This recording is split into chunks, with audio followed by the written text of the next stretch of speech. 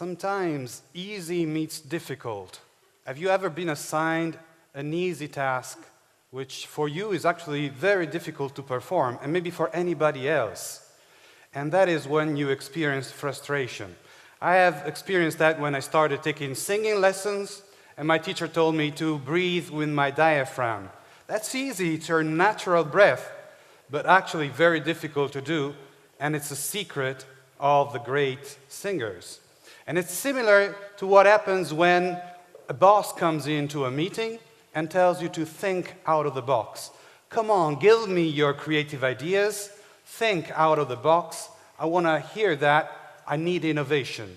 Easy, simple, but actually very hard to do. You need to practice. You need to know how to get out of the box, where to go, and how to come back inside the box, because that's where we live. We actually live inside our boxes. So I want to ask these questions. I asked those questions to myself, and this presentation is a little journey through my answers. I hope that some of these will resonate with yours. So the first thing is to ask why. Why should we really go out of the box? Because inside the box we feel safe. We agree with everybody else. And when we go out, we risk our reputation. We worked so hard for a lifetime to build it up. Why should we risk it? Is this something which is a luxury that only a few people can do? Or is it really a necessity? So why?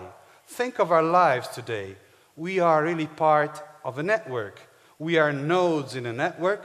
We share information in real time. And we, in the end, all possess the same information. That's the end of it. And that is a scary thought. If we all possess the same information, what makes a difference between ourselves? Where does our dignity as human beings lie? It really depends on what we generate with that common shared information. So to think creatively, to go out of the box, is not a luxury, it's a necessity for us and for our dignity as human beings. So which box are we talking about? We must have a clear definition so that we are really talking about something specific. It's not our mind. We cannot think out of our minds. It's a boundary within our minds, the boundary between what we know and what we haven't still or yet thought about. What is our mind? What is our knowledge structure? It's an emergent phenomenon out of a complex mechanism, which is the brain. We start with initial conditions, our genetic heritage. We have boundary conditions, the environment. We have indirect experience, years and years spent in school and university to learn what other people have thought, what other people have discovered, what other people have created. And then we have our own direct experience, our successes, our failures, that really make what we are. All of this builds the ant hill within which we live, and we live very well in that. And whatever we think inside that ant hill, that box, we feel safe.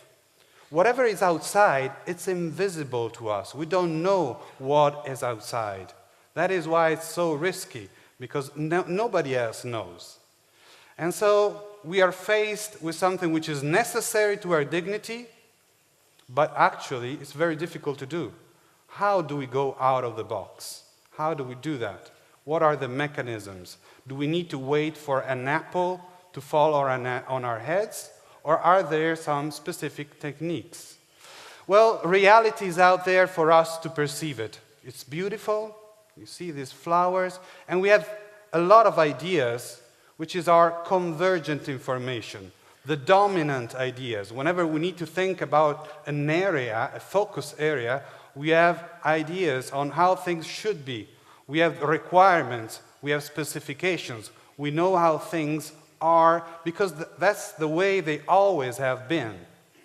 But if we want to go out of the box, we need to add something more, a little spice, something which goes beyond the convergent information, something wrong, something absurd, something which apparently is not relevant, something which takes us far. This is what we call divergent information. We need a little bit of that divergent information to cross the borders within our minds from what we know to what we haven't yet thought about. So this is the essential mechanism that is necessary, and it takes us to a place where we don't really know where to go. We are suspended. It's like the middle game in chess. Where do you go once you're out of the box? You have no preset direction. So it's really a potential situation that brings us to a feeling that we should immediately go back. This does not make any sense. Let's go back to a safe place. Let's go back inside the box. That's a temptation that we need to resist. We need to value long thinking. Normally we talk about brilliant thinking, fast thinking, deep thinking, but here we're talking about something different, long thinking. What does that mean? It's some thought that takes us far. It's as if you were reading poetry or listening to music. You don't judge the single notes. You don't judge the single words. It's the ensemble that gives you a feeling and takes you far. We must do the same thing with our concepts. We need to go far. And so we can use association of ideas, combination of ideas, extraction of principles and application of those principles to areas where they were never applied before. We need to be open-minded. We need to be fluent. Look for alternatives and not for the correct answer. Because when you think creatively, there's no single correct answer. There are many possible alternatives. And suppose now that we are lucky, we land up upon a new idea in our travel, in the exploration out of the box. What is the value of that? How do we assess the value of a new idea? It's very difficult if it's really new, because you've never seen that before. Nobody else has seen that before. It's as if we landed on a new planet, totally undiscovered territory.